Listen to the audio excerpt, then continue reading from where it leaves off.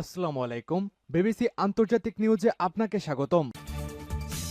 Iran, Israel, Hezbollah, Hamas ভয়ানক যুদ্ধ চলছে, জানিয়ে দিব আমাদের হাতে আসা গুরুত্বপূর্ণ আপডেট আন্তর্জাতিক সংবাদ। রাতে হিজবুল্লাহর হামলায় ইসরায়েলের 60% ভবন ক্ষতিগ্রস্ত। তেল আবিব জুড়ে আগুন আর আগুন, জ্বলে পড়ে ছারখার হয়ে যাচ্ছে ইসরায়েল। হিজবুল্লাহ যোদ্ধাদের শক্তিশালী প্রতিরোধের মুখে পুরোপুরি নাস্তানাবুদ ইহুদিবাদী জনতা একের পর এক ভয়ানক হামলায় দিশেহারা হয়ে পড়ছেন নেতানিয়াহু। সম্প্রতি একটি যুদ্ধবিরতির চুক্তি হলেও সেই চুক্তিটি যেন এবার ভেস্তে যেতে শুরু করেছে, কেননা হিজবুল্লাহ যোদ্ধারা আবারও যে পাল্টা আক্রমণ শুরু করলো তাতে জীবন নিয়ে বেঁচে ফেরায় কষ্ট হবে নেতানিয়াহুর। শঙ্কার মধ্যে ইসরায়েল যে কোনো সময় বেজে যেতে পারে পতন ঘণ্টা। দর্শক, আজকের এই প্রতিবেদনে একটি গুরুত্বপূর্ণ বিষয় তথা হিজবুল্লাহ যোদ্ধাদের গুরুত্বপূর্ণ এবং প্রশংসিত কার্যক্রমগুলো তুলে ধরা হবে, তাই অনুরোধ থাকবে আমাদের এই ভিডিওটি সম্পূর্ণ দেখতে থাকুন।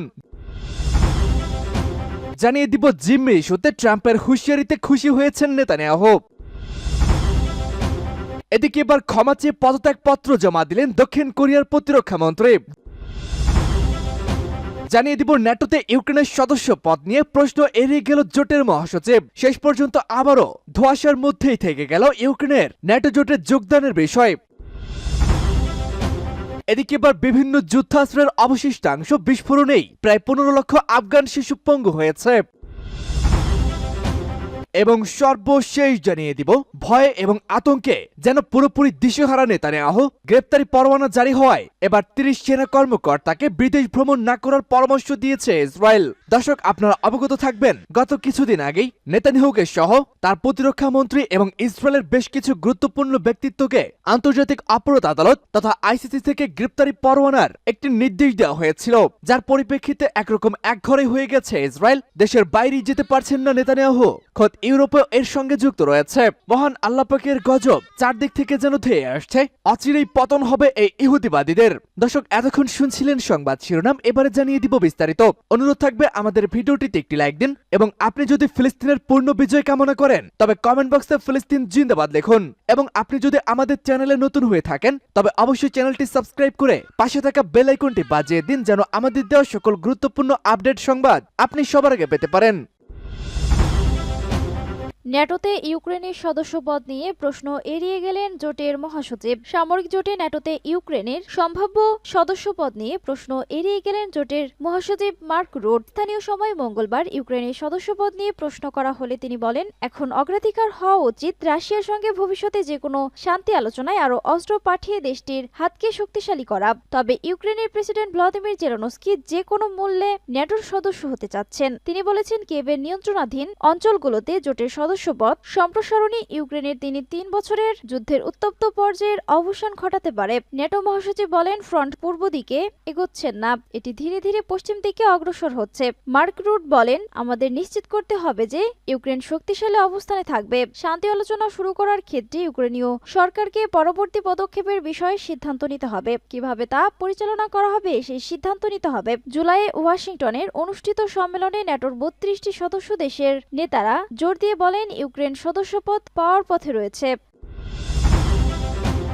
বিভিন্ন যুদ্ধাস্ত্রের অবশিষ্টাংশ বিস্ফোরণে 15 লাখ আফগান পঙ্গু। পার্স টুডে আফগানিস্তানে জাতিসংঘ মিশনের দপ্তর আন্তর্জাতিক প্রতিবন্ধী দিবসকে সামনে রেখে একটি পরিসংখ্যান দিয়েছেন। এ পরিসংখ্যানে বলা হয়েছে, আফগানিস্তানে প্রায় 1.5 মিলিয়ন মানুষ বিভিন্ন ধরনের প্রতিবন্ধী ও পঙ্গু জীবনযাপন করছেন। 1992 সাল থেকে জাতিসংঘ সাধারণ পরিষদের ঘোষণা অনুযায়ী প্রতি বছর 3 ডিসেম্বর আন্তর্জাতিক প্রতিবন্ধী দিবস পালিত হয়ে আসছেন। পার্স টুডে আরও জানায়, আফগানিস্তানের 15 লাখ মানুষ শারীরিক প্রতিবন্ধী এবং পঙ্গু বলে। কাবুলে জাতিসংঘ মিশন ইউনামার এক্স সোশ্যাল নেটওয়ার্কে আরও জানানো হয়েছে, যুদ্ধে অবিস্ফোরিত গোলাবারুদের অবশিষ্টাংশ বিস্ফোরণের ঘটনায় আফগানিস্তানে পঙ্গুত্ব ও অক্ষমতার প্রধান কারণ। এই পঙ্গুত্ব ও প্রতিবন্ধীর মধ্যে শিশুরা সবচেয়ে বেশি ক্ষতিগ্রস্ত হয়েছে বলে উল্লেখ করা হয়েছে। ইউনামা আরও জানিয়েছেন, আফগানিস্তানের কয়েক দশক ধরে চলা যুদ্ধের কারণে দেশের মাটির বৃহত্তর অংশ মাইন ও বিস্ফোরক দ্রব্য দূষিত হয়েছে। ইউনামা আরও জানায়, আফগানিস্তানের 30 লাখ মানুষ যুদ্ধ থেকে বেঁচে যাওয়ায় মাইন ও বিস্ফোরক সামগ্রীর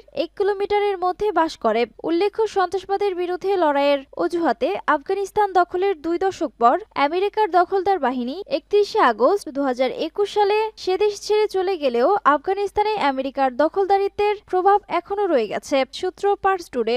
বিভিন্ন যুদ্ধাস্ত্রের অবশিষ্ট অংশ বিস্ফোরণে 15 লাখ আফগান পঙ্গু। পার্স টুডে আফগানিস্তানে জাতিসংঘ মিশনের দপ্তর আন্তর্জাতিক প্রতিবন্ধী দিবসকে সামনে রেখে একটি পরিসংখ্যান দিয়েছেন। এ পরিসংখ্যানে বলা হয়েছে, আফগানিস্তানে প্রায় 1.5 মিলিয়ন মানুষ বিভিন্ন ধরনের প্রতিবন্ধী ও পঙ্গু জীবনযাপন করছেন। 1992 সাল থেকে জাতিসংঘ সাধারণ পরিষদের ঘোষণা অনুযায়ী প্রতি বছর 3 ডিসেম্বর আন্তর্জাতিক প্রতিবন্ধী দিবস পালিত হয়ে আসছেন। পার্স টুডে আরও জানায়, আফগানিস্তানের 15 লাখ মানুষ শারীরিক প্রতিবন্ধী এবং পঙ্গু বলে কাবুলে জাতিসংঘ মিশন ইউনামার এক্স সোশ্যাল নেটওয়ার্কে আরও জানানো হয়েছে। যুদ্ধে অবিস্ফোরিত গোলাবারুদের অবশিষ্টাংশ বিস্ফোরণের ঘটনায় আফগানিস্তানে পঙ্গুত্ব ও অক্ষমতার প্রধান কারণ। এই পঙ্গুত্ব ও প্রতিবন্ধীর মধ্যে শিশুরা সবচেয়ে বেশি ক্ষতিগ্রস্ত হয়েছে বলে উল্লেখ করা হয়েছে।